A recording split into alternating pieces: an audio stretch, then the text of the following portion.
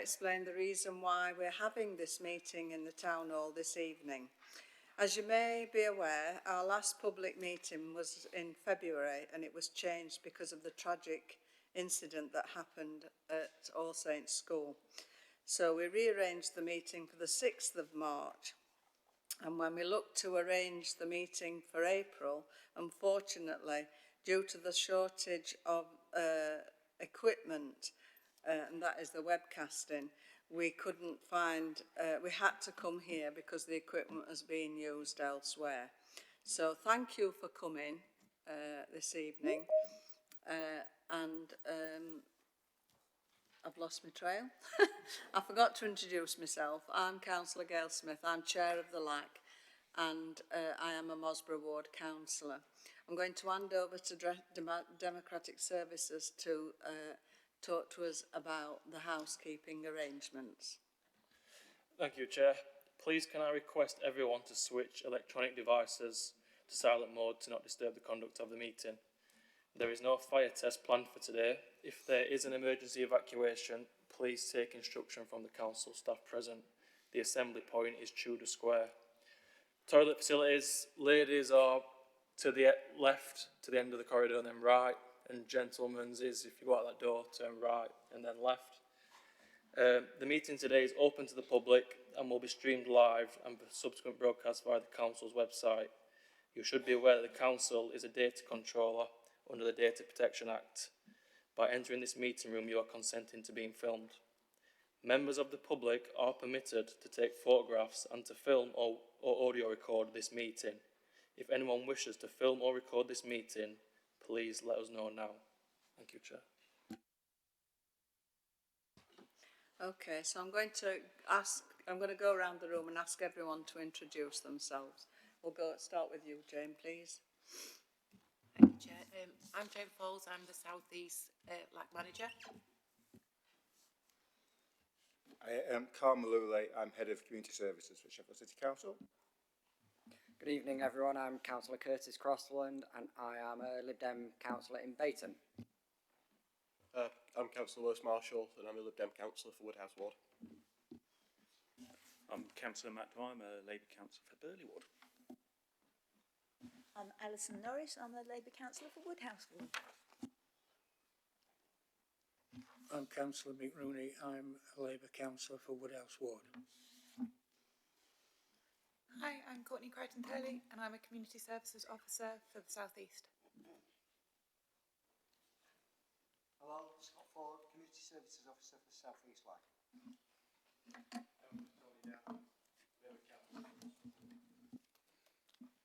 Councillor Karen McGowan, Labour Councillor for Burley Ward. Councillor Denise Fox, Community Councillor for Burley Ward. Councillor Glynis Chapman, Lib Dem Councillor for Mosborough Ward. Councillor Ian Horner, Lib Dem Councillor for Bayton Ward and Deputy Chair of the LAC. J. Bell, Democratic Services Officer. Thank you, everybody. We're now going to take apologies for absence. I've not received any, have you, Jay? Sorry, Chair, I've not received any apologies now. Okay, thank you. Excuse me, Chair. Apologies received from Anne Woolhouse. Oh, yes, sorry. Thank you. Thank you, Jane. Exclusion of press and public. There are no items on this agenda that excludes the press or the public. Declarations of interest. Are there any declarations of interest?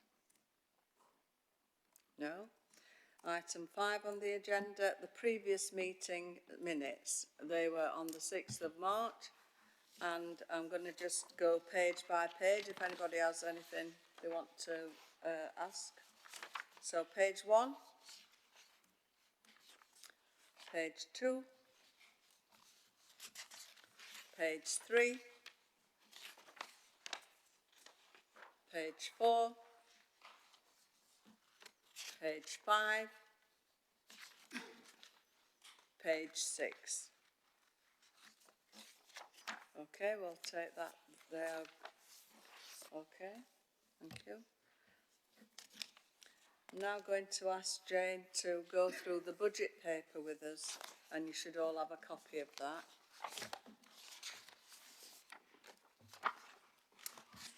Thank you, Chair. So you should all have a copy of the 2B report. It starts off on page 4 and it shows you what we've spent since the last meeting that we had in March. So it shows that we spent 3,500 under the administration budget, and that shows you the booking system for the local community centre and administration costs for the meetings. And then we also facilitated and paid out £376 under the environmental theme. So what I wanted to do was collectively bring you up to speed with what we'd spent, or you'd spent as a LAC for the 24-25 year. So as you can see, under the crime and community safety theme, we spent £49,000, and that was to provide crime prevention material for the South East, and it gives you an indication of what we'd spent there. Window alarm systems, Mind TV simulator, dust dome plug-in LED nightlighter, etc. And we also agreed to fund the environmental stewardship team for the South East. Under environment, we spent 14,500, and that was on local environmental projects, which included environmental projects for local junior schools, linking with the Shirebrook Valley. Sorry, I've lost. Here we are. The Althorpe Green Corridor project, S13 Keep It Clean litter pickers, the Freshville Community Centre environmental improvements, Halfway Infant School environmental project, bench planters and bulbs for the Friends of Group at Welling Court, and maintenance for the Bayton Orchard and litter picking equipment. We then spent 33,000 under the health and wellbeing and children and families criteria, and that took into account community events, and there's a list there of the community events that we'd undertaken, and you also agreed to fund a community development worker for the South East. And then lastly, it was the administration costs that we used for the public meeting venues, printing costs, costs for the webcasting, gov delivery charges, an IT booking system for the local community centre. So in total for 24-25, we spent the whole of the £100,000 that was allocated to the South East. What I do need to bring to your attention is obviously the allocation for the financial year 25-26. And at an informal LAC meeting, we had a discussion around priorities for the forthcoming year, and you agreed that you wanted to keep the priorities the same. So that will be crime and community safety, environmental, health and wellbeing, children and families, and the administration. You agreed that you wanted to break that down as it was broken down last financial year. So that's £50,000 for crime and community safety, 17,000 for the environmental theme, 15,000 respectively for health and wellbeing and children and families, and 3,000 for administration costs. So what we need to ask, Chair, is if you agree that at the public meeting, then that will allow us to take obviously projects forward for this financial year. Okay. Thank you. So we need to vote on that. Yes, please. So all councillors in favour? Yeah, that's unanimous, Jane. Yeah, that's You're it. doing Thank you. item 7. Yeah, unless there's any questions on. Is there any questions on the accounts? No? Thank you. So we move on to item 7. Jane, that's you to give us feedback, please, from the previous LAC meetings. Yeah, thank you, Chair. I'm just getting the presentation up. We thought it would be useful to inform and relay back the, obviously, from the public meetings that we've held in the last financial year, 24-25. And we wanted to give a run through of what happened at the meetings, the feedback that came, what we've done with that, and obviously subsequently I mentioned what the themes are for this financial year, and obviously the fact that we want to develop projects for those themes going forward. So we started with our first public meeting, and that was in September last year. The reason it was in September was obviously it was a different year last year. We had the local elections in May, and then we had a general election in June. So that pushed us back. So our first public meeting was in September. and that was at Bayton Top Club. We held it there, and it was on an environmental theme.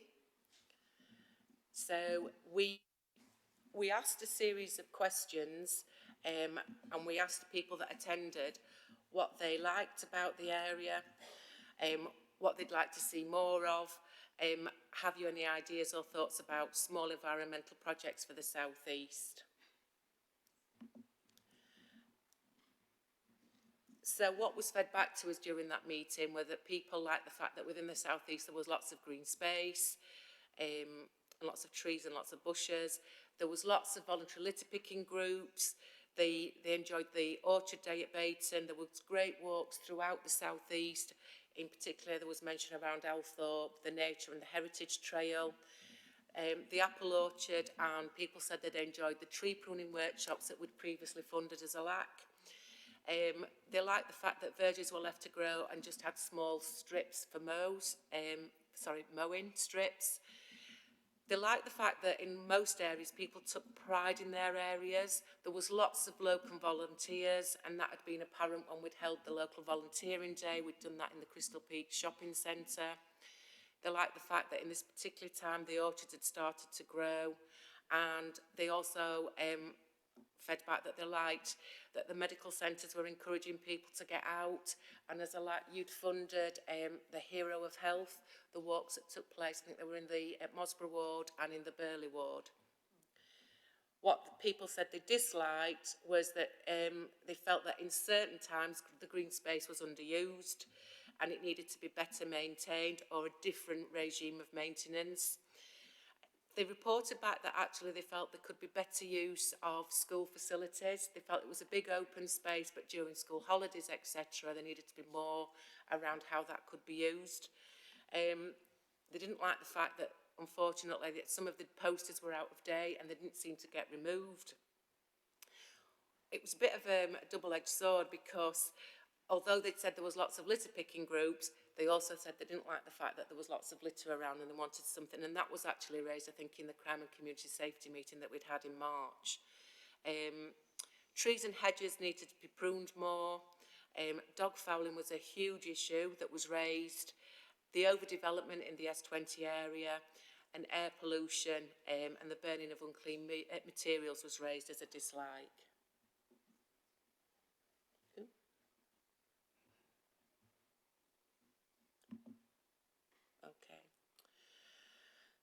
So what people said they wanted to see was more bird and bat boxes in the Ockerdike corridor and in and around the S20, in and around the southeast area. And one of the things that you'd funded through one of the environmental projects was bird and bat boxes up and around the Ockerdike, Althorpe area. They wanted to see more flowers and hanging baskets, and what we could potentially do to sort of encourage that throughout the area. There was an ask for more dog bins, or if we could do something to tackle the issue of around dog waste not being picked up. They liked the fact that we had community and open days, so the fact that we'd supported and delivered the Bayton Orchard Day. Thought that was a really good way of engaging with the local community, and I suppose getting kids to understand what happened within the orchard.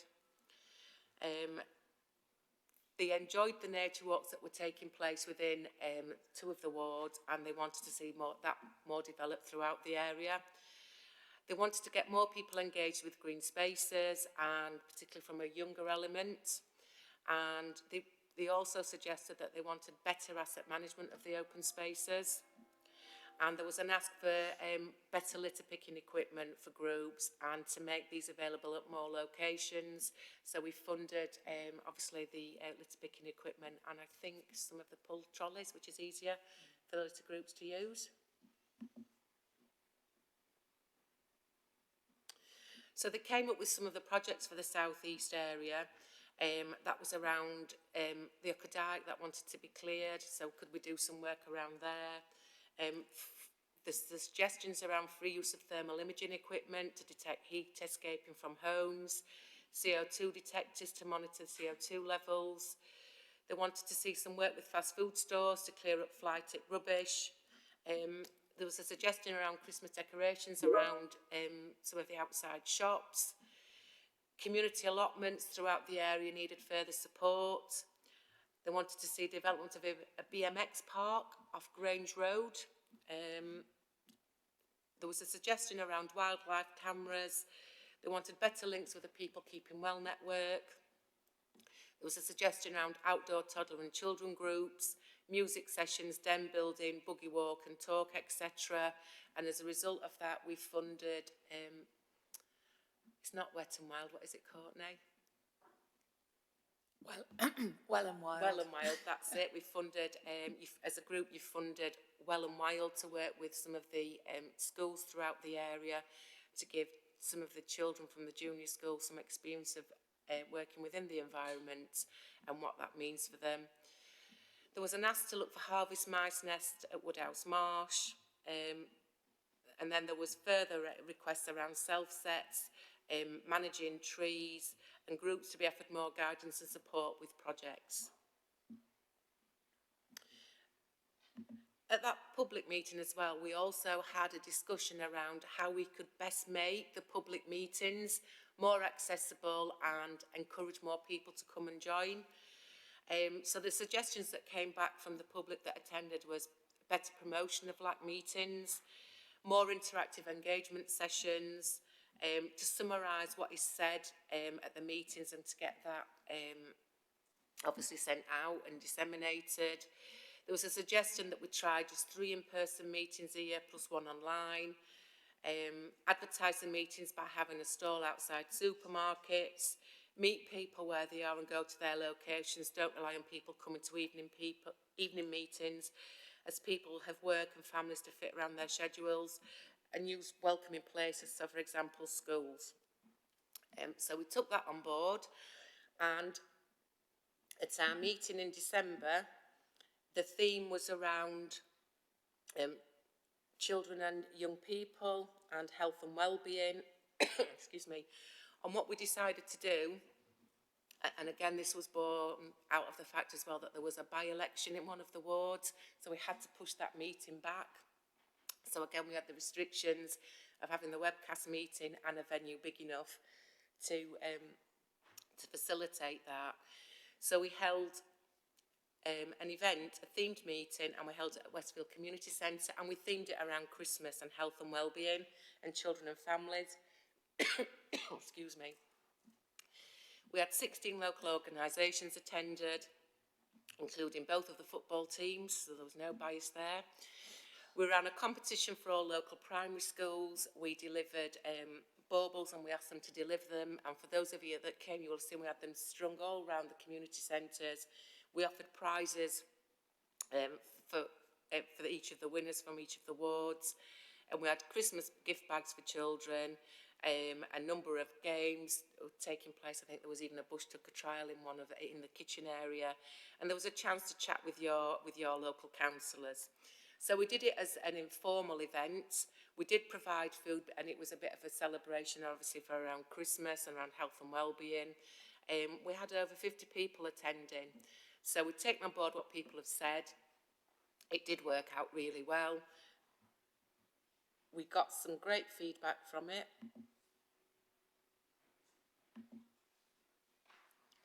So some of the feedback that I got was particularly around the health and well-being, was around what we could do for youth clubs and youth provision, and particularly if we could provide free youth provision, not necessarily your run-of-the-mill youth provision that probably people are aware of around youth clubs, but to look at different types of things, so around sports, mental health session, fitness groups. There was an ask for more trips and family events, free family events, football, mother and baby events and groups, family fun days, and more clubs for children and for clubs for people of all ages.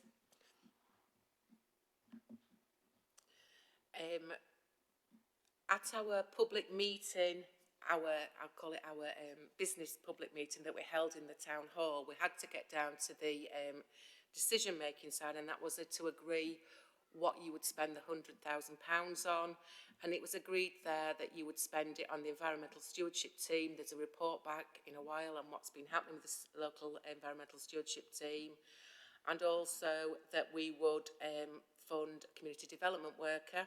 There's a report back as well from the community development worker, and that you agreed that obviously any underspend that would come from any of the projects that would be spent on any of the projects that filled within those 4 themes. We then went on to our public meeting in March, and that was themed around crime and community safety. It was held in the Burley ward, and we again took on board the feedback from previous meetings, and we, rather than have a top table as we'd had previously at the meeting in September, we just had the chair that was at the front and myself and Dem Services, and we'd got the themed workshop sessions set up, and local members sat obviously with the local groups and facilitated those sessions. So there was a lot of different services there who briefly introduced themselves, and there was an opportunity for people to go and speak with those services. And there was an ask there, obviously, there was 4 questions that was asked on each of the table, and from going round the room and from the feedback that came from there, there was lots of comments that were made, there was lots of positive comments, and there was lots of really useful suggestions for going forward.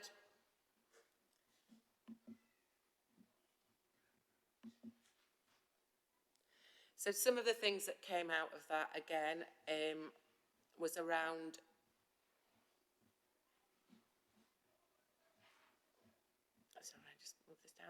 was police and crime prevention efforts. So there was a suggestion that police community support officers and school community officers' presence is valued and provides reassurance in the areas. So they were saying public, obviously a uniformed presence within the areas was well received. Official reporting of crime on social media raises awareness and keeps residents informed. There was some concerns raised about how difficult that was to do. So we were trying to think of ways of how we could make that easy for people to report, you know, how we could get that information out to people, because one of the things that happened in a lot of the wards is there's a lot of under-reporting. So when the police come to look at their crime statistics, it doesn't look as high as it probably should be. There were suggestions around speed restrictions of help reduce speeding near schools, and then there was mention of the Clear Hole Build project that was taking place in Woodhouse, and the work that had undertaken up to present has improved safety and had a positive effect on ASB. Again, there was concerns and issues raised around community services and youth engagement. There was a suggestion that youth clubs and services effectively reduced antisocial behaviour and low-level crime. Sports programmes offer positive engagement for young people. The HAF provision, the holiday activities and food programmes support children and families. Breakfast clubs in schools ensure children start the day well. And then the welcome spaces help build community connections and foster safety. The infrastructure and environmental improvements, the suggestions around brighter street lighting in some areas that improved visibility and security. Community-led efforts such as planting flowers in parks create a sense of safety and pride. There was a suggestion around more CCTV cameras being installed, had contributed to crime prevention, and speed reduction measures such as the speed indication devices, the SIDs and the VASs, the vehicle activation signs, had helped calm that. And there was a suggestion around setting up community speed watch schemes to sort of take that on board and go out. We'd started some work on that, and there's some interest from one area within the Woodhouse ward where we're looking to initiate and start the community speed watch scheme, and hopefully, if that's successful, take that on board and roll that out throughout the southeast area. So the issues that people said they wanted support with was around crime and law enforcement challenges.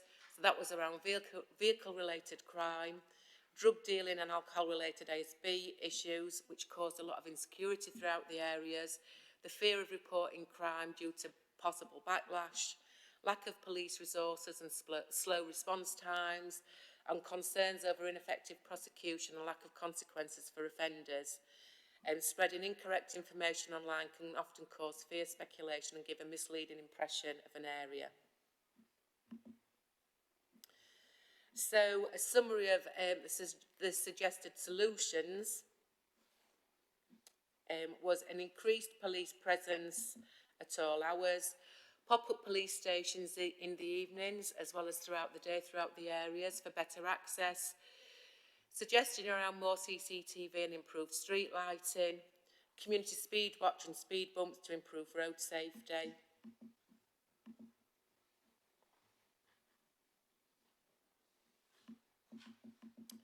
More proactive public reporting and updates from the police, and then to encourage crime reporting through official channels such as social media posts alone cannot be acted upon by authorities.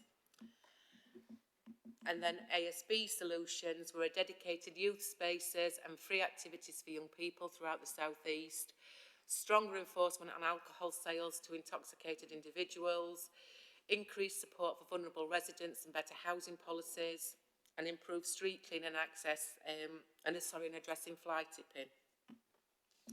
And then around traffic and road safety and community services and infrastructure, again it was around more youth clubs and free sports programmes, better parking management and enforcement of parking regulations, a park and ride scheme to ease congestion in residential areas, and improved signage and hidden cameras to encourage safe driving, more safe cycling facilities to prevent pavement obstruction, and then to increase and improve community spaces such as parks and welcome spaces, and better use of local facilities like food banks and support groups. Okay. And lastly, I just wanted to feedback on one of the big projects that we got involved in within the South East area, and that was the Woodhouse Clearhole Build project. I'm not sure how many of you are aware, but the project started around July, August time last year, and it was a project that was police-led. It's a national initiative, and it was to tackle organised crime within the South East area, within Woodhouse area, serious organised crime. So it started off with a meeting of senior officers within the police and the council and local councillors. And we started off holding community conversations within the Woodhouse ward and talking to people about what their fears were, about what their concerns were, what they hoped to see within the Woodhouse area. And I have to say, and it probably relates back to some of the information that was fed back at the Crime and Community Safety event in March. The turnout and response initially was very, very low. I think we had 20 people turn up. We delivered something like 1,200 leaflets. We did an online survey, and again, the response rates were exceptionally low. So we looked, obviously, at the feedback that had come from some of the meetings and how we could address that and how we could work with that. The initial clear phase was very well received. The area was intensely policed. There was a lot of police activity. There was warrants delivered. There was properties that we went to. There was arrest made. There was vulnerable people identified. There was a lot of cuckooing that had taken place. And if you know the Woodhouse area, and the area in particular around the Water Slack, Skelton, etc. area, if you look at it aesthetically, it looks very well kept. It looks a very nice area. And I think everyone was surprised at just how much vulnerability was within that area and how much cuckooing had actually taken place. So there was a lot of support given to the vulnerable people. There was some of the people moved at their request from the area. There was subsequent arrests made. Obviously, what we needed to do then was work with the local community on the build, on the hold and the build phase, and develop a community plan, and that's currently taking place. One of the things that we did do to put, I suppose, some confidence back in the area, because people had told us that they wouldn't come to the public meeting to feedback for fear of reprisals. They felt that people were watching them coming in. So we held a family fun day, and that's one of the themes that came through, and that's one of the things that we're looking at to deliver throughout all 4 wards. It was a partnership event with Woodhouse Forum, local councillors and other partners and police. Throughout the day, we had around 500 attendees. Some of the quotes that came from that, so that was local people that lived within their area and the kids. was it was the best day of our life. This is what Woodhouse used to be like. Can we do this again? It's like we've taken Woodhouse back. It was held on the Water Slacks open space area. There was a lot of, I feel really proud of being involved today. I've loved today, thank you.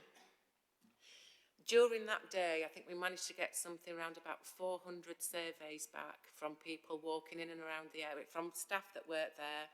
I won't lie, it was very labour intensive. It was very tiring. Don't want to see another bouncer castle again, do I? But the kids, I have to say, really enjoyed it. It brought back the old, I suppose, the values that people used to do years back, where they had the local picnics, they were sat having food, we'd give them food snack packs out to the children. There was a bit of a bargaining play, we'll give you a food parcel, but food bag, sorry, not food parcel, but your parents need to fill in this survey to let us know what's happening.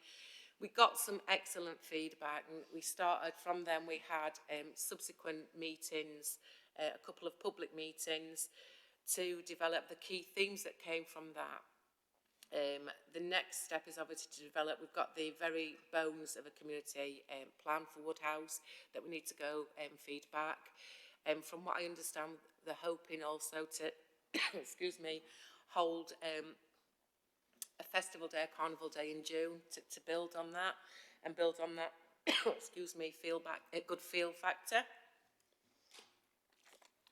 So I think it's safe to say that within sort of like the last 6 months, there's been all sorts taking place. There's lots of projects that have been funded.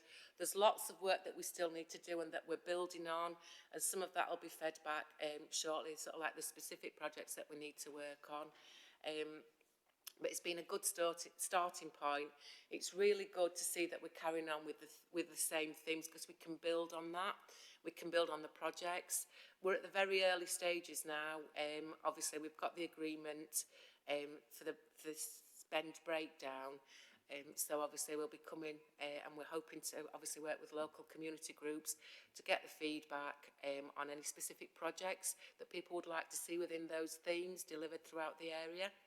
So that's it, thank you. Thank you very much, Jane. That was very informative. It'd be nice for councillors to have a copy of that that you've just done for us to keep. Thank you. Any questions? So we'll go Tony, Karen, then yourself, Matt. Thank you, Chair. This is probably something, my casework, which I'm dealing with, but I thought I might raise it here amongst other councillors. The fact that the Amy are using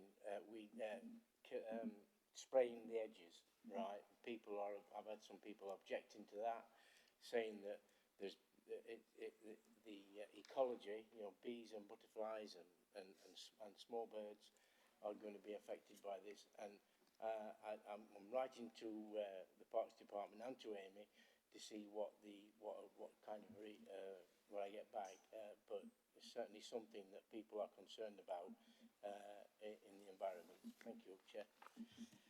Thank you, Tony. I too have had casework about that. I've had a resident who says that she's allergic to what they're spraying. So if you copy me in, I'll add to your email. Thank you for that. And, Karen. Yeah, thank you. It was just a feedback. I went to the South East Housing Forum this morning and the police were there, and they mentioned themselves that they've took back feedback from the last meeting about not being able to get the messages out there about what they are achieving, and that they're working on social media, and they're just asking us all to try and follow that and point people to it, and also to use Crime Stoppers, and you can do it anonymously, but they need that information so that they can build the intelligence. So it was just to say that they are aware that they're doing great work. They just haven't got time to tell everybody about the great work they're doing, and they're trying to use social media to say that they're confiscating bikes as they find them, etc. That's useful, Karen. Matt. Yeah, thank you. It was to feedback that, yeah, the event in December was really good and really well attended. And the Family Fun Day seems like it's really well attended. You said there's plans to roll it out, and I was just wondering if there's plans to roll out that form of the public meeting to each ward, like maybe one a year we do one like that and rotate it around. Sounds like a plan. Ian? Yeah, there was some, I was asked a question at the last meeting about the drone, and I've since been to the, how to describe him, the person who's in charge of all the drones, so the chief drone, or whatever, at South Yorkshire Police. First of all, we've had a problem trying to get another drone, and finally I've got to the bottom of this, and it is because most of the current drones are manufactured in China, and the security services have now objected, so the Association of Chief Police Officers are drawing up a new list of approved drone suppliers. So that's why we can't progress this at the moment, because until that's done. That's the reason for that. They also said that the other problem that they do have is that the drone operators are, as I think I've alluded to before, are regulated by the CAA. And one of the things they have to do is a certain number of hours. So if a drone operator becomes ill and doesn't get their hours in, they have to be retrained. So it's quite complicated, but it was interesting to talk to him, and hopefully we can in the future continue to develop drones, because as he admitted, it's not just the fact that they're good for the police, criminals are using them as well. So we've just got to keep going with this. We know that drugs are being delivered into prisons by drone, so we've got to be ahead of the drone game. As indeed I think the Ukrainians have proved how effective drones can be. So I am continuing to pursue that, but that's the reason why we can't currently get drone. Councillors know that, 'cause I told them at our last informal meeting, but I thought it was worth the public knowing. Thank you for that information, Ian. Mike? Thank you, Chair. Just to let people know that we will be holding a fun day on the Badger Estate in the not too distant future, along the same lines as we did on water spikes. And also that we are in discussions to try and bring more of the allotments on Victoria Road back into use, which unfortunately for a number of reasons have been rather abused by some individuals over the last year or so. We're also funding, I don't know, the community workers might want to bring that up themselves. We are funding them to carry on with the consultation work through a grant that we got from the mayor's Crime hotspots from the mayoral authority, and we also had some of the bushes and shrubberies taken out off of the Skelton water slikes and tannery area because they were being used to hide drugs, weapons, and in some instances people, and that was an attempt to make the area safer. Thank you. Anybody else got anything? Councillors? Alison? Just thought I'd feed in as well from one of our community action groups, or is it Crime and Vulnerabilities, I think. It's that time of year for the off-road bikes are coming out in the sun. And one of the things people were saying is that the police were saying is that they don't chase the bikes because it's too dangerous. But it really, really helps if we report that the bikes are out, and they've sent a QR code round, which we can publicise on our social media as well to make it easier. So just to plead to people that if you see bikes out and about, report them. And also if you happen to see, obviously don't make it obvious, but if you happen to see where people take their bikes to, that's what the police can do. And that's where they've seized them. They've seen where the bikes are stored, gone there and taken them off people if they're being used illegally. So just thought I'd pass that on as a way of dealing with that one. Thank you, Alison. And I was at a meeting last night with a couple of local police officers and at a Tara meeting, and the people there were moaning about different things. And the key thing is the police do not have a glass ball. They need people to report. And it's no good just talking about it amongst ourselves. We need people to report to the police. So what you're saying, Alison, about that QR code might be useful for all of us to pass on to local groups. Thank you. So if there's no more questions, we'll move on to item 8, which is the South East Community Development Workers, who I believe are going to come and sit to the front and report back to us, please.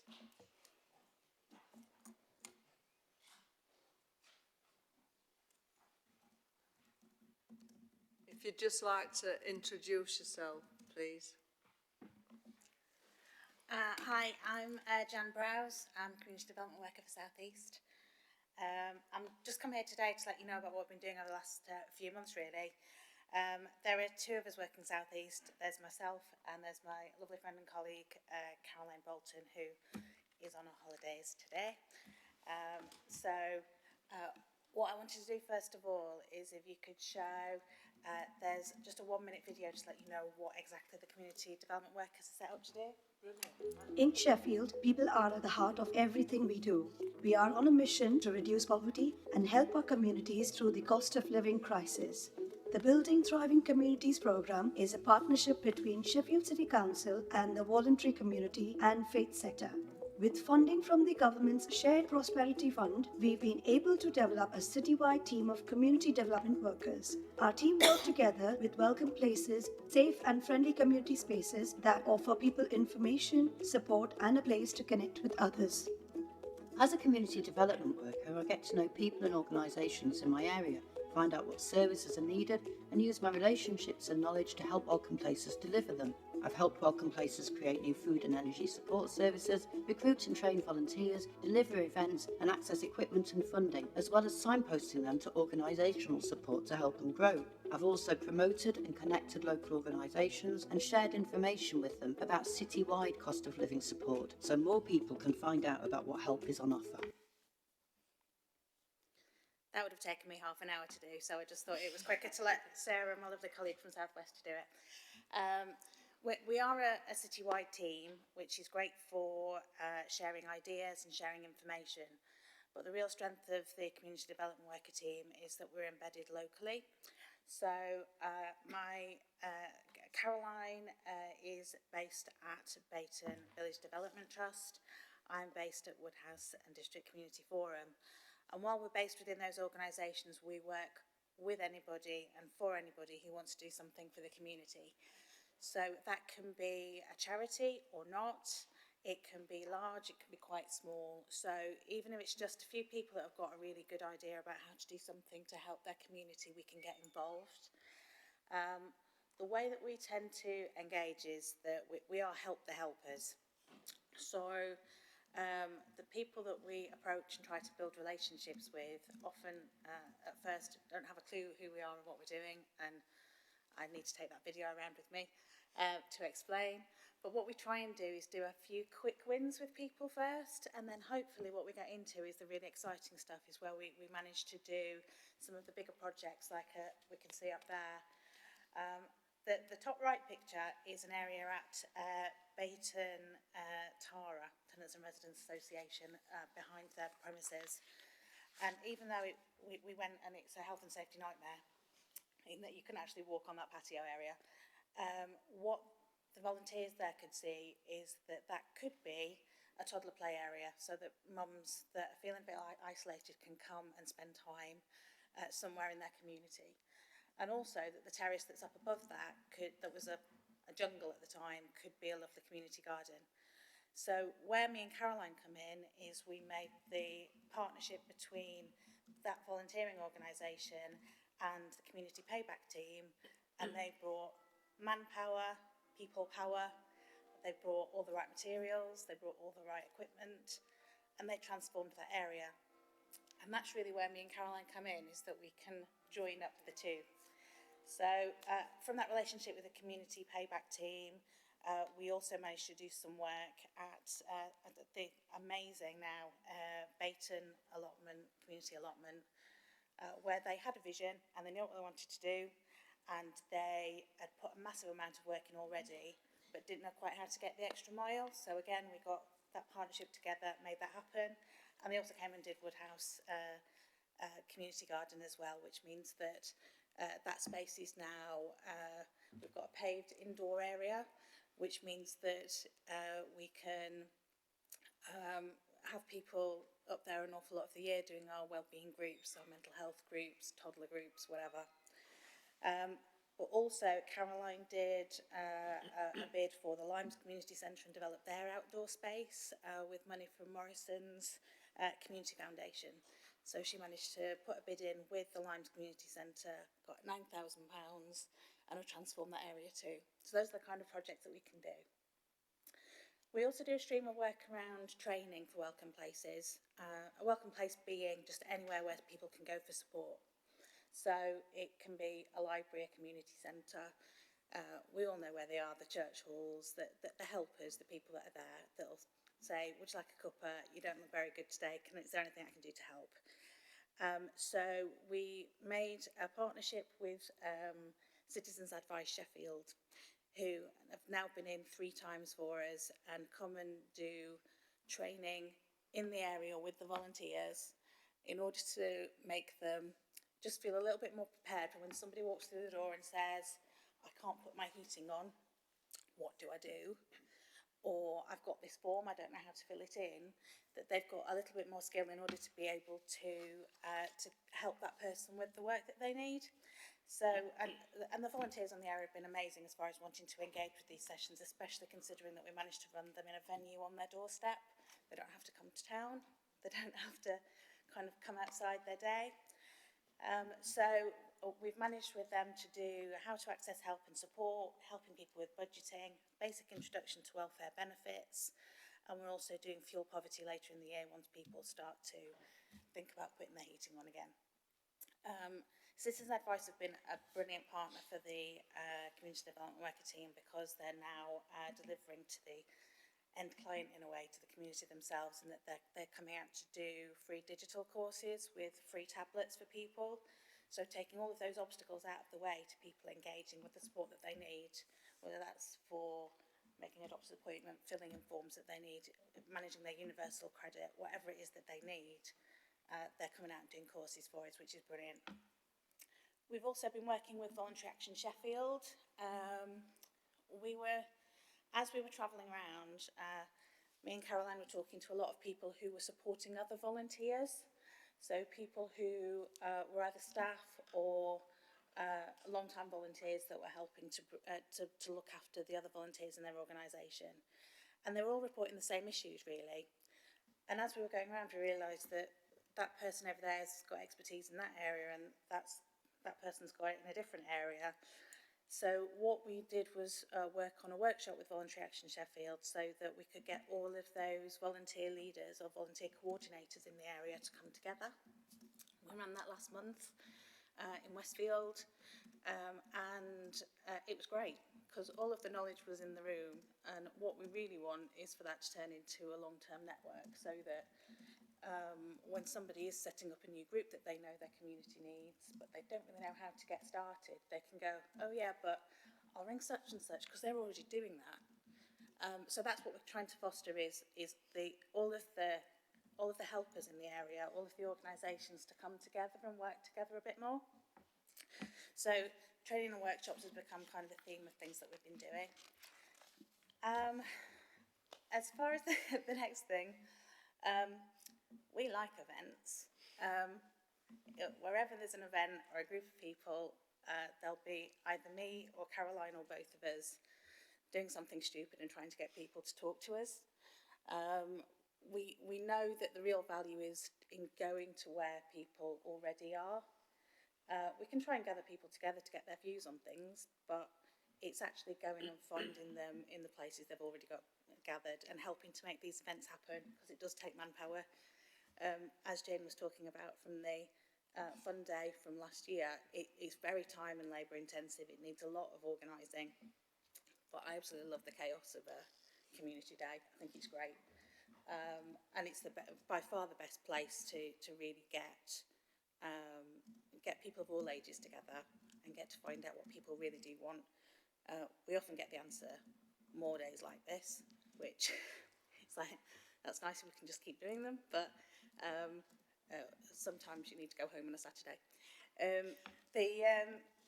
The biggest example of this, which Jane's already gone into in detail, is the Woodhouse Clear Hole Build programme, which the community development workers have been involved in from the community plan point of view from the beginning, really. So the meetings have been great. We've managed to gradually develop numbers of people coming to talk about what they want for the future of Woodhouse. But the fun day was really where we got the value of lots of people coming together and talking to us. We were we were two of the people that were walking around on a field with pieces of paper, begging people to fill in surveys.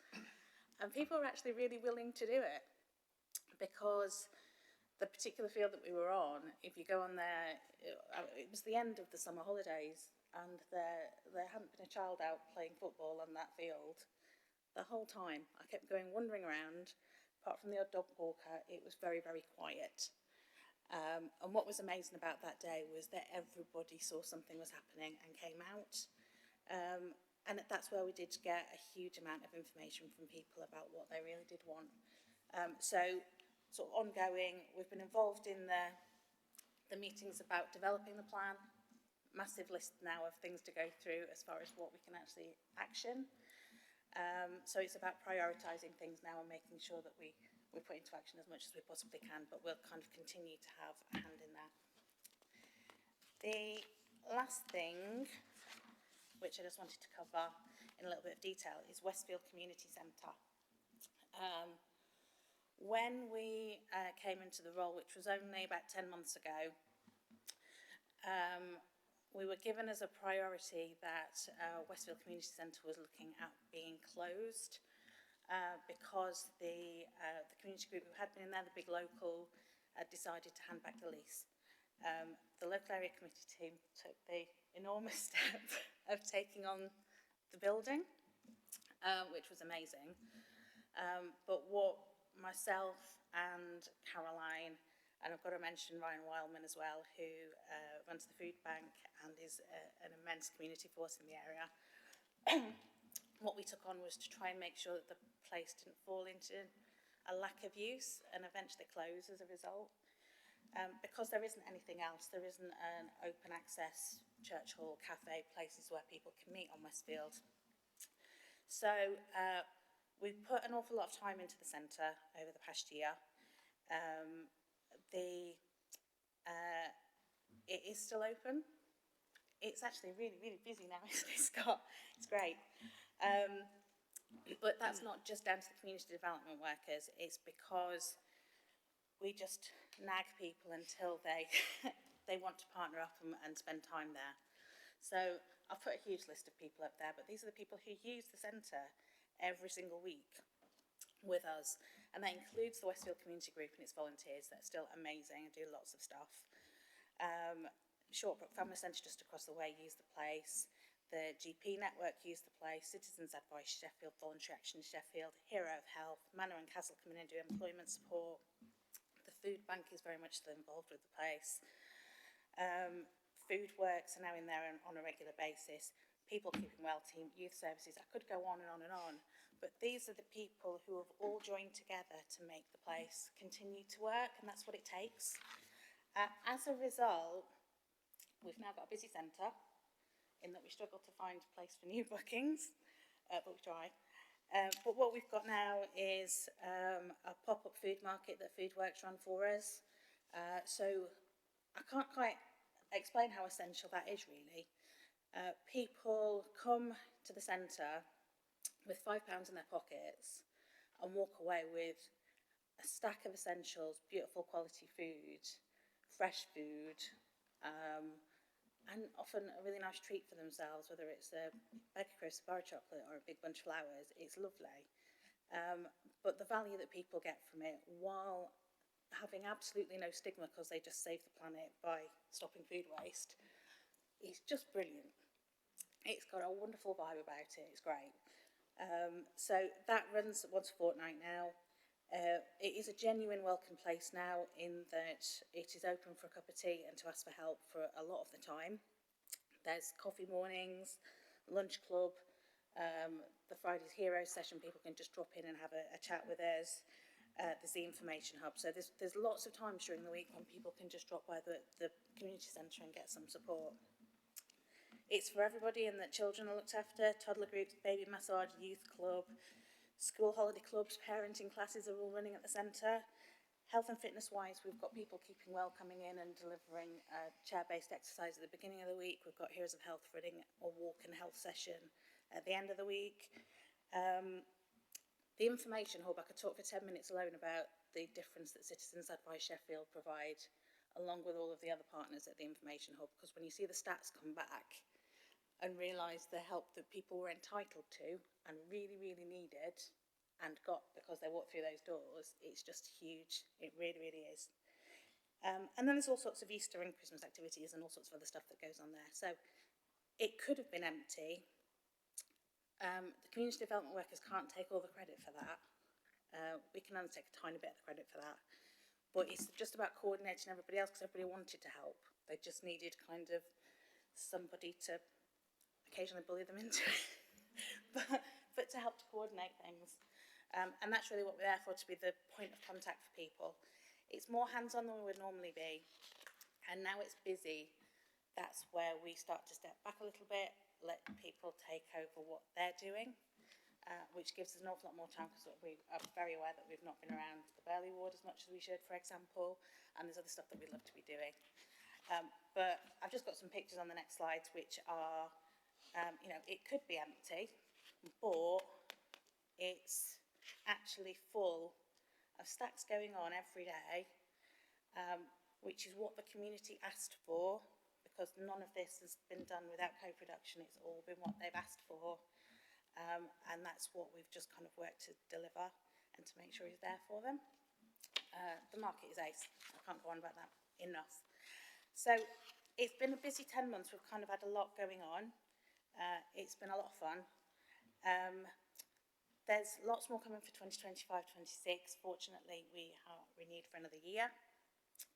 So we're still here for another financial year, which is fab, because the need for welcome places just gets bigger.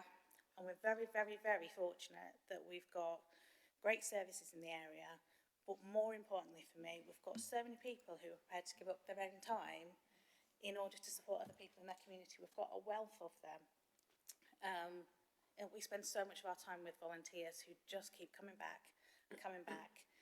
And if we can just make life easier for them and what vision they have, help them to deliver that, then that is just brilliant. If anybody wants to know anything more about what we do, our contact details are all over this for Caroline and for myself, but also on the Building Thriving Communities part of the Sheffield City Council website. There's ways to get in touch with us. There's also lots of other little videos about things that are going on. But that's just a quick idea about what we've been doing for the last 10 months. So thanks very much. Thank you very much, John. That was very informative. And on behalf of the LAC, I think money well spent having you two doing what you've done. So a massive thank you for the work that you are doing, because it seems to be making a great difference to, hopefully you'll move on to Burley Spa, Burley Ward, and do some great stuff there. So thank you very much. Tony. Yes, thank you, Chair. First of all, I'd like to say a very big thank you to you guys, to the LAC for making this possible, and to everyone else who in the community that's helped. This community centre was almost killed and dead on its feet, but thanks to what's been happening over the last few months, the place is now thriving, and the people in the community, I know the people in the community, and I know Gail and Dennis know the people in the community, are so appreciative of what you all do, and long may it continue. And again, once again, on behalf of us all, thank you very much for all what you're doing. Thank you. Thank you, Tony. Curtis. Thank you, Chair. And yeah, Tony was spot on with that. I think we heard a lot in Jane's report about what people want in the area, and a lot of it is very labour intensive and takes a lot of volunteer time.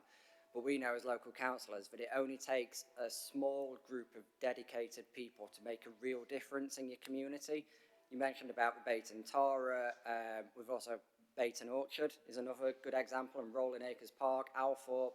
There's loads of these groups, but a small group of really dedicated people who make a massive difference. And as a local area committee, having you and Caroline on board is such a good investment, because you help those people help themselves. And so it's not just value for money over the next year. Hopefully these groups will be going for years and years and years, and so they'll keep giving back to the community, and so we'll get value for money for decades. So on that, I was wondering, as a local councillor as well, we get lots of requests for ward pot money. So I was wondering if there's any sort of support and training that we can help give community groups to get external funding to try and get as much money from other places into our area. If I can just kind of answer that, there's we've done quite a lot of work over the last year with SciFab, who are brilliant. They run surgeries which do precisely what you're suggesting there, and several people have taken use of that, including Westfield Community Group. We will do our best as far as rummaging through what is available and seeing what we can do, but we accept that we are, compared to SciFab, not the experts in that. We've been to lots of free training that SciFab have offered for us in order to let us know what is out there and what support that we can pass on. But the funding surgeries that they tend to run at St Mary's here, which it'd be nice if kind of they did more of the travel. And you can't make appointments for them to come out, but they will sit down and go through everything with a group, whether they're a registered charity or not, and work with them about what exactly it is that they could apply for and would apply for. So that's something that we've used an awful lot with people where they've been open for it. Thank you. Alison. Yeah, and I wanted to stress with SciFab as well that they'll give advice around legal structures, all the kind of building blocks that you need to have in to be able to access different pots of money. They're really good. Sounds First South Yorkshire Funding Advice Bureau. And we were just thinking, maybe that's something to integrate with the next public meeting, is sort of showcasing all the support services and how you can access them. Thank you, that's a good idea, Jane. Anybody else got anything they want to add? Okay, well, thank you, Jan, for that. Very inspirational, thank you. We'll move on to item 9, and that's the Environmental Stewardship Scheme. And Scott, that's down to you, please. Thanks, Chair. Just talk a little bit about what we've done over the last year in regards to the environmental stewardship team, because it has been a busy time for them, and they have been. I feel we've hit the ground running, and I think it's been a real pleasure for myself just to be involved with the team and look at the work and plan stuff with them moving forward. Just a little bit about the outcomes and outputs of the team. It's what we're looking at really. It's to target at least 20 young people at any one time, and this is something that we're doing on a rolling programme of work. So we on what we do, we get the people who come in, we have sort of 3 people at a time per supervisor. It's all right, I'm on the wrong slide, that's why. Start again. So it's a rolling programme, a 12-week programme for 6 young people, and that's split in the week. So we get 2 people on, say, the Monday, Tuesday, 2 people the Wednesday, the Thursday, and on the Friday, they access what we call is the Lifelong Learning Service, which is an in-house service through the council, where they look at doing the maths and English, because moving forward, it's an important thing if they want to look at gaining employment in regards to moving that forwards. So the young people. They work primarily with the AME supervisor within the area, who's a great fellow and a great mentor to most of the kids, and he's getting on really, really well with them. So, and he's developed a really good relationship with all the kids going forward, all the young people. Yeah, the outcomes of the programme, to target at least 20 young people trained and given valuable confidence and environmental maintenance experience, and we think that's important for them for the future, really, to gain skills and possible employment chances. A sense of pride in the people who work in the community. We've worked out that roughly 90% of the young people that we do have are based within the southeast area, which is great. We'd like to get that to 100% people within the area, but we are getting people together. And by working in the area, I think they have a more of a sense of pride from working in their own area, which I think is good. And I think it's an essential thing for a service like this, isn't it? Another outcome is that it builds on the City Council's target to move to being a good corporate parent, really. Potential pathways to gaining employment with the council and with Amy. Not so much happened in this area yet because this is in its infancy, but within the North East area where it was first piloted, we have had 2 young people who have gone on to gain employment through the council. Apologies, one with Amy and one with Parks. So there is a pathway for these young people to move into, and we feel that's important. There's a significant physical improvement in the local environment in the LAC area, and that's important to see, and it's important for the young people to see as well. There's improved satisfaction with street scene within the area, and they do provide a quick response for the LAC and creates solutions to issues raised in the community action groups. The community action groups are where we get a lot of the work from our local councillors who feed in. It's a standing agenda item in our community action groups, and local councillors feed in various jobs or projects that they feel that the environmental stewardship team could undertake. And that's been an important part of this scheme moving forwards, that local members do feed into the process. Work carried out to date, so it's just a quick snapshot of where we are. To date, the team have carried out, this is slightly out of date, but it's now over 126 pieces of work throughout the 4 wards. So they're very, very proactive within the area, within Bayton, Burley, Mosbury and Woodhouse. And these jobs include various things, from fly tipping to cutting back overgrown garage sites, to opening up sight lines to prevent ASB, litter picking, supporting local voluntary environmental groups, which is something I'm very keen to get them involved with the people who are working in the area to make it a better place. And the team have undertaken work on various managed sites, including, and this is not limited, to housing, parks and countryside, on education sites, on transport, on Amy sites, even some private sites which are hard to find owners, and where people have struggled in regards to looking at leases, shared ownership, and unknown areas that have simply nobody has, for years and years, they've just been left to rack and ruin, really. So it's important to get them involved in that. So it's a broad spectrum of areas, really, that they do work in, which I think is important. I'm just touching a little bit on Clear Road Build, really, because we have used them quite heavily in the Clear Road Build project, and to the good of the Woodhouse area, really. So so they have been instrumental in the Clear Road Build project and feeding into the grand scheme of work that we have done within that area.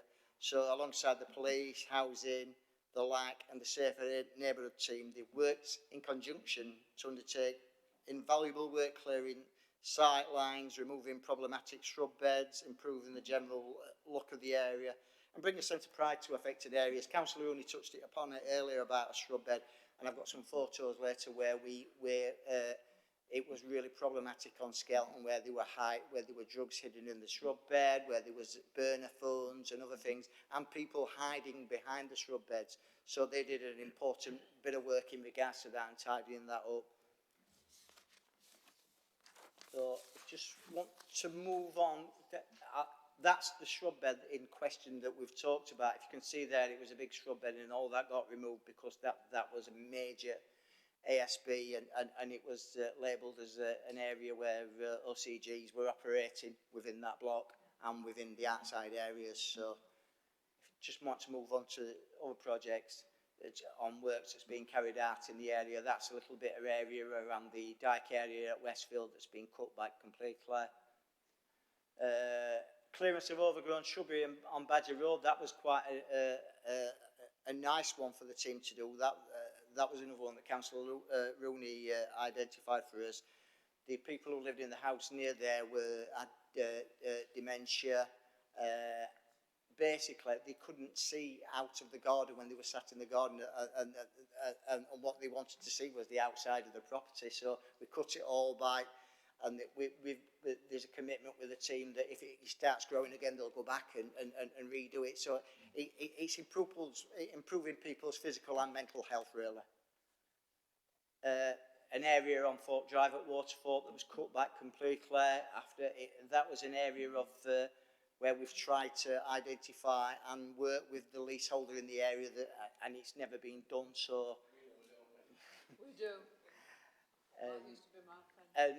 And some work around shop areas, which always comes a lot, and that's at the side of the Burley Spa Lane shop area that was growing out onto the pavement and causing an issue with people walking up. So that was cut back and cleared completely.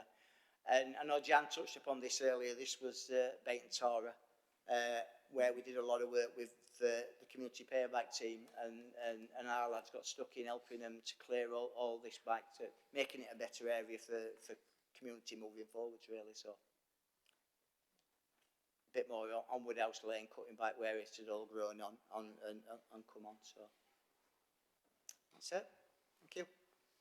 Thank you, Scott. Another positive, good programme. Can I ask, are these all young people that are not in education? That's right, Yeah, you did mention that. They're all needs, sorry. Yeah, I think that's important to mention because we're giving them purpose, aren't we? So that's a fantastic job. Any questions, Karen? Yeah, it was just to say they do some fantastic work, and thanks to Scott for you feed things through really quickly. I know at one of our CAG meetings I raised something at 3 o'clock. I didn't even get a chance to go and take photos of before and after because it was done by 11 o'clock next morning, and it was all taken care of. So yeah, thanks for your action and what you do at feeding that stuff back quickly as well. But they are brilliant young people. Alison? Yeah, I'll second that. We're very lucky in this area that we've got a very good council officer team supporting us, which makes a lot of difference. But I was wondering, has there been any talking to the young people involved about what they think of it, you know, what they're getting out of it, and if they want to see it continue as is or change a bit? Or that's something that I'm wanting to plan in over the next few months to get out and talk to people, maybe get some feedback on the role. Even if we can improve what we're doing, our side of it, to see if there's something that we can give them a little bit more to improve their chances of getting employment, really. So it's in the pipeline, that one. Matt? It was just to echo what Karen said. The work they've done in Burley's been really high quality and really good work, and get residents complimenting it. Karen? Just coming back on what people have just said, it just made me wonder whether we can do something around references or something like that if they're going for employment. You know, we can give some examples, and even if it's a quote from the councils in them areas, that just might be an helpful thing for them. If we can do that. As much as we can do, we should. Yeah. Anybody else? Ian? Yeah, I was just going to pick up the point you made about these people not being in employment or education. If you think about it over somebody's life, if we get somebody into employment, if we just get one person into employment, imagine how much money they pay in taxes over their lifetime versus the cost to us if they're not in employment, they've got no, you know, and all the life choices, we all know that, you know, people getting a decent job gives them a much better life, and you can't put a value on that. And so I think this is yet another example where this amount of money can make a significant difference if you look at it as a whole life cost. Absolutely. Karen, got same colour hair. Denise? Thanks, Chair. I've just thought of something actually, that we've got some youth hubs that are going around the wards that are helping young people do CVs, etc., and helping them to apply for jobs. Maybe this is something we can refer them to, or ask the youth hub team to come and see them at the end of the courses, because they want to know what to do next, won't they? Yeah. They're employed by Sheffield City Council, and they're very, very good because I had a chat with them at Scowdens. Yeah, I did. Yeah. Thank you. Anyone else got anything to ask? Okay. Yes, Mike. I think Scott said it at the beginning of his presentation, is the fact that they are brought up to a standard of maths and English that is absolutely essential for them to get any sort of career, because without those, you're not going anywhere, are you?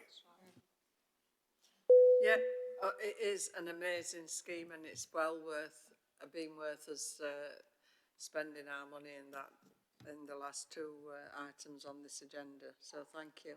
So the next item on the agenda is item 10, Environmental Working Group, and that's you, Courtney. You've not just been sat there listening. It's your turn to shine. Oh no. Yeah, I'm just going to go through some project specifics of projects either that we've been involved with, delivery, supported or helped fund. So first off, I'm just going to do a little plug to a new project that we're starting across the South East, which is SEEDS, which stands for South East Environmental and Development Support Group. And as we've heard this evening, we've got a lot of wonderful environmental volunteer groups across the South East. And some fantastic services as well. And the idea of SEEDS is to bring all of these together to see how, as a LAC team, we can further support them, whether it be linking them up with different skill sets, linking them up with funding, but also hearing their ideas of what they want to see across the South East as well. So it's very similar to what Jan was saying earlier about pulling volunteer groups together to share skills and support each other. So we've got our first SEEDS meeting this Thursday at 6 o'clock till 7:30 at the Woodhouse Hub and Library. So any volunteer organisations that are linked to the environment, please do come along. There will be cake.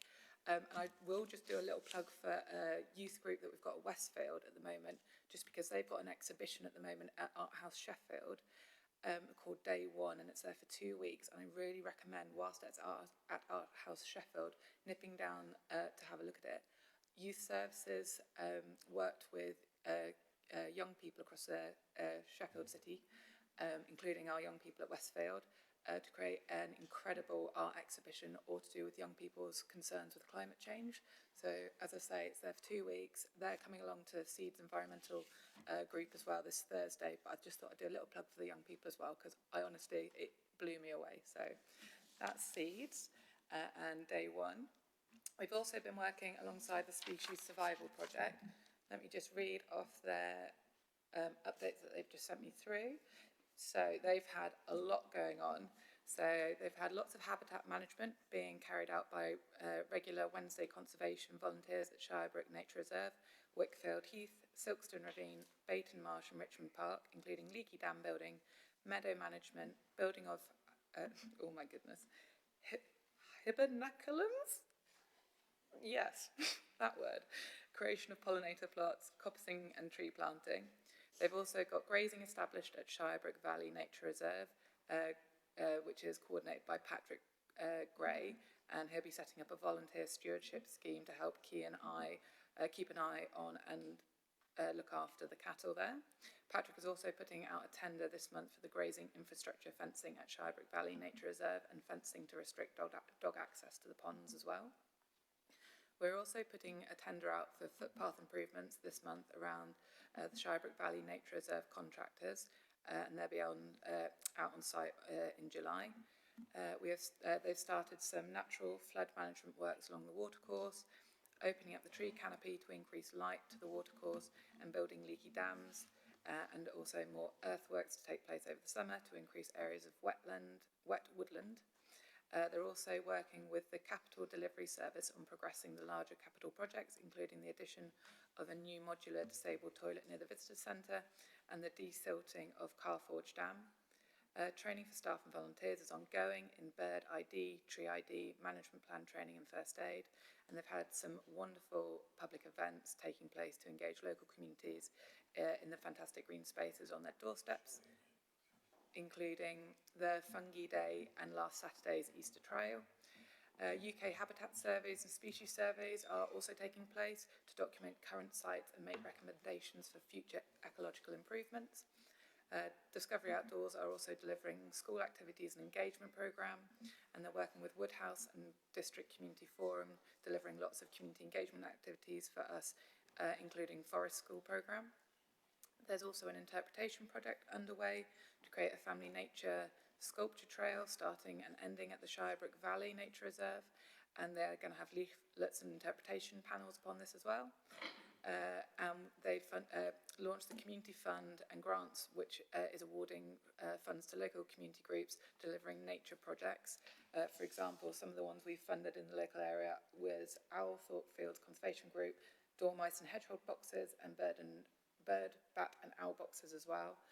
And there was a £5,000 grant issued to Sheffield Swift Network, who are surveying the area to find appropriate sites for 50 Swift bricks.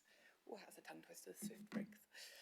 So as you can see, the Species Survival Project is very busy and bustling, and the Community Grant Fund is still open, so please do get in contact. And there's details on our Facebook page about how to apply to that, or just pop us an email as well. We've also, in response to community wanting us to work more with young people and the environment, we've funded Well and Wild. And Well and Wild are running outdoor environmental sessions for children and young people in all 4 ward areas. And these are hands-on activities, including nature-based tasks like hazel coppicing and small-scale site improvements. And these are helping young people connect with and care for their local green spaces. The sessions will be delivered through schools and youth groups, mixing both youth and primary school workshops. And younger children will explore nature and learn about local wildlife, while older groups will take part in light environmental work on the permitted land.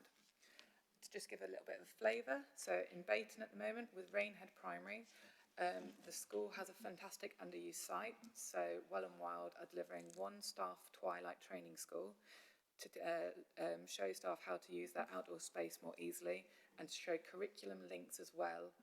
So this will ensure more children access nature as a part of their school day after project funding is finished. And then Well and Wild will be spending time helping their NEATS team, which Scott has chatted about, to carry out some improvements on the site to ensure the staff find it safe and easy to use as well.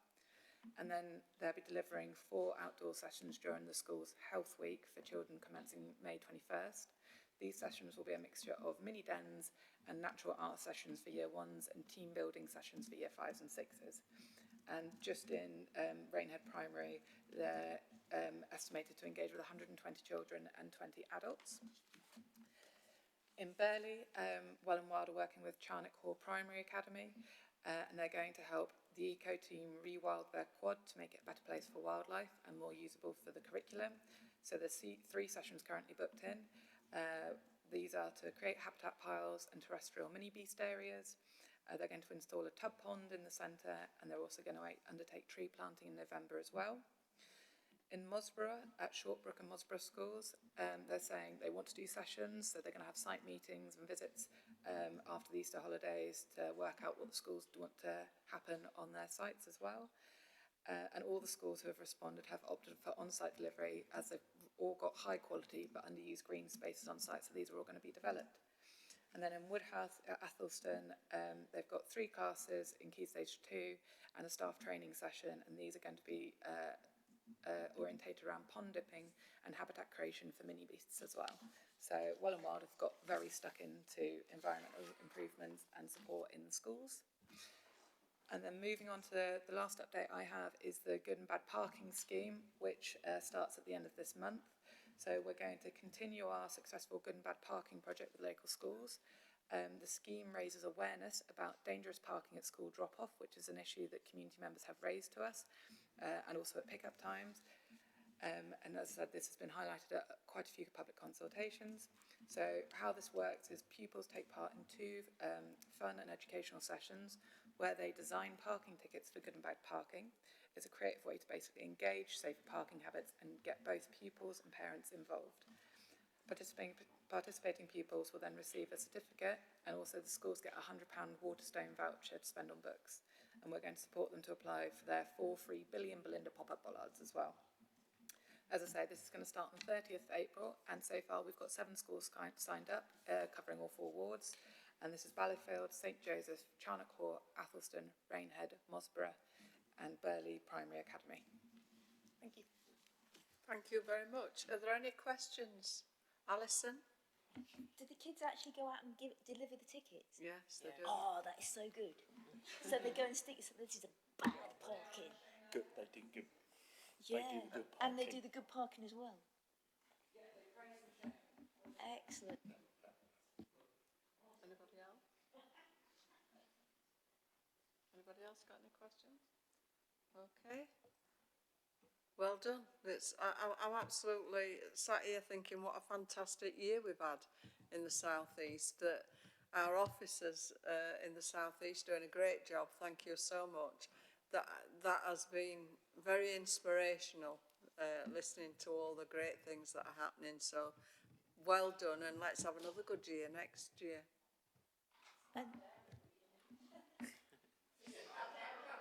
Yeah, you used to have long hair down here, didn't you, Scott?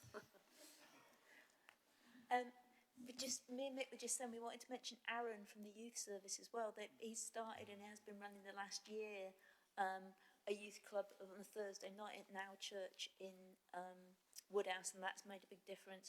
And interestingly, the fun day where we had some football out, picked up some kids. Some of those kids are now regular at the youth club. So it wasn't just a one-off event, it kind of fed in, and now they're looking to do it at Handsworth as well. They haven't quite got it sorted yet, but it will be soon. So we just wanted to say thank you to him from Youth Services as well. Thank you. Okay, so we're now on to item 12, public questions and petitions. Are there any members of the public who have any questions or petitions? Speak now. Thank you.